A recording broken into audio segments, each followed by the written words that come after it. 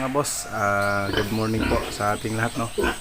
Yan, so mag-update lang tayo dito mga boss sa ating babuyan. So ngayong unang araw ng 2024 mga boss, ay mag-update lang muna tayo dito sa sa dalawang inahin natin. Yan, so medyo matagal mga boss, no, na wala tayong upload kasi nga mga boss medyo busy tayo. Halos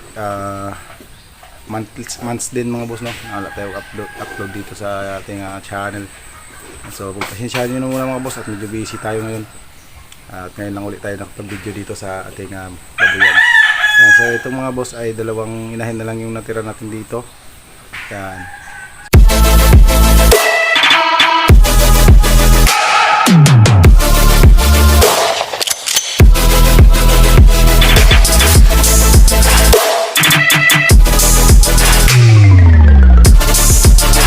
Boss, Happy New Year nga pala mga boss sa ating lahat.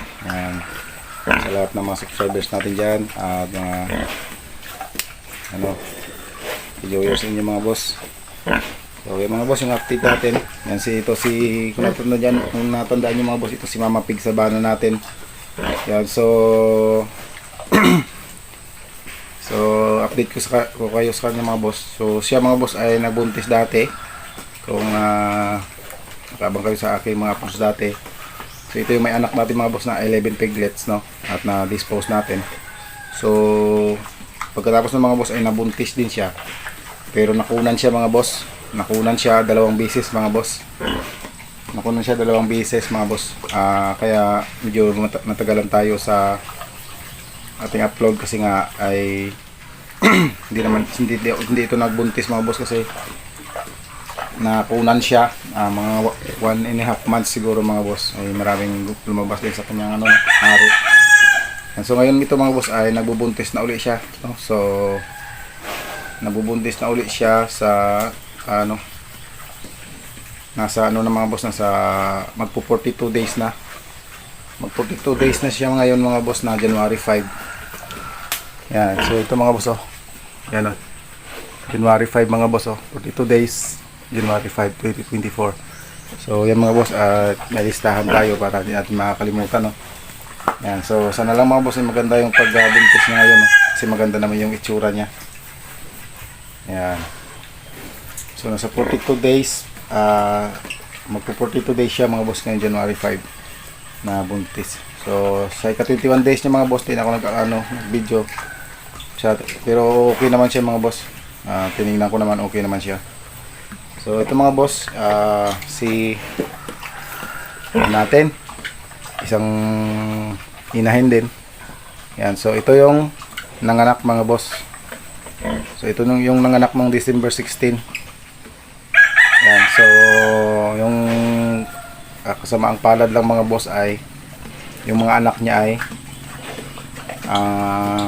mummified piglets. Parang tinamaan siya mga boss ng parvovirus, no? Yung mga anak niya kasi mga boss ay mga itim lahat, at isa lang yung nabuhay doon.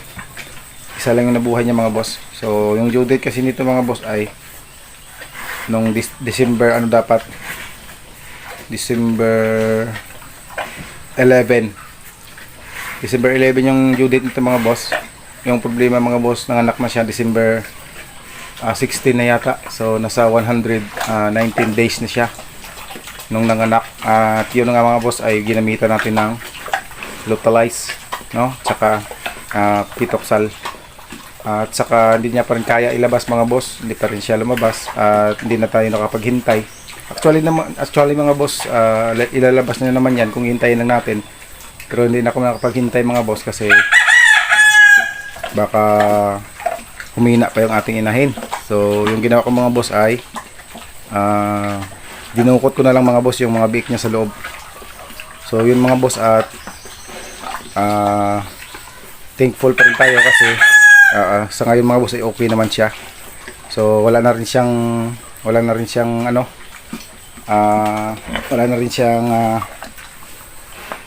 sa loob mga boss, wala nang tumatagas dito sa kanyang ari, yan. So yan mga boss, yan.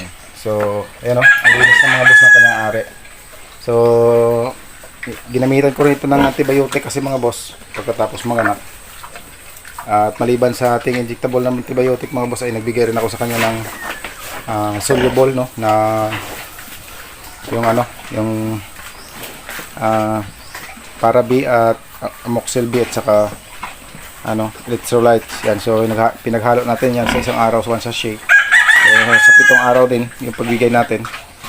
Kasi dinukot natin mga boss at least para makasigurado tayo na wala na talagang infection siya sa loob. So sa ngayon mga boss ay okay naman. So ito mga boss, meron itong anak. So yung lang mga boss ay namatay rin yung isa. So 11 days simula nung pinanganak ay namatay din yung kanyang biik mga boss kasi medyo mahina rin yung biik. So sa hindi na makadidi kasi nga mahina yung biik mga boss, mahina talaga. So siguro ay baka na din dun sa kanyang mga kapatid, baka na rin, pero tumagal pa siya ng 11 days mga boss at yun nga mga boss ay namatay din. So siguro ito mga boss, mga simula ngayon mga 4 na araw na nung namatay yung kanyang biik.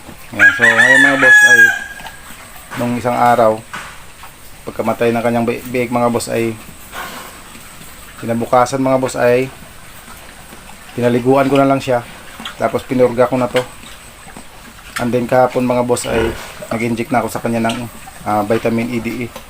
So kahit anong, at least mga boss, kahit anong oras bumalik yung or maglandi na siya, so wala na tayong problema mga boss, magpapa-EI na lang tayo, no? So at least tapos na yung gagawin natin sa kanya mga boss at less stress na rin sa kanya sa ating inahin mga boss.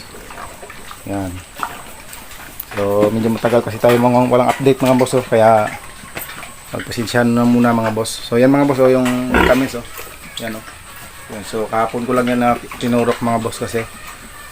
So ngayon ay January 1, 2024 na. Yan. So ngayon lang ulit tayo nakapag-video. So yan yung isa natin.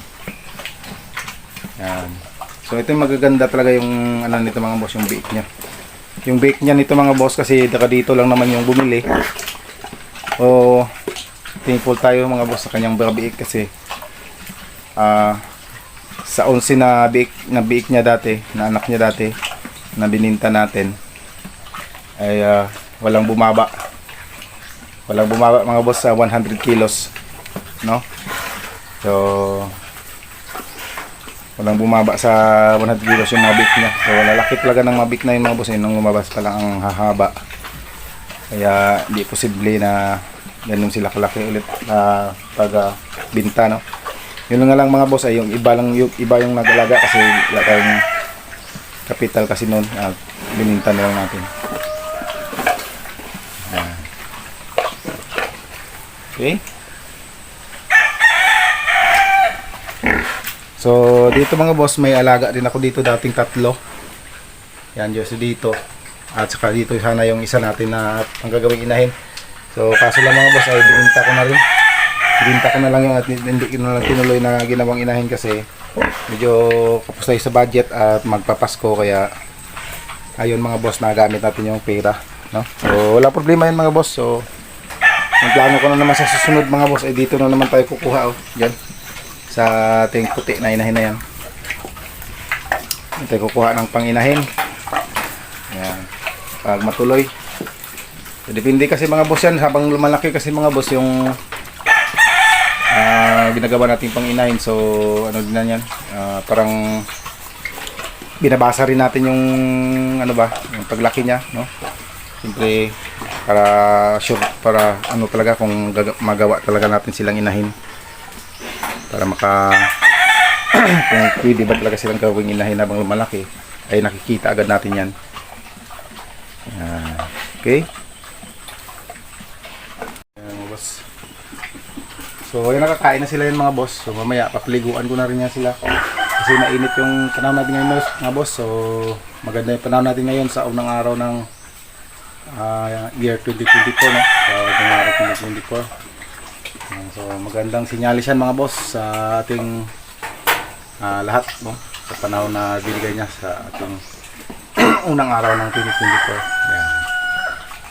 So yun lang muna mga boss, yung ating update yan. At kung bago ka pa sa channel na to mga boss ay baka pwedeng makahingi ng pag-subscribe dyan at likes na rin. sa ating video. Yan. So, thank you mga boss. And Happy New Year sa ating lahat.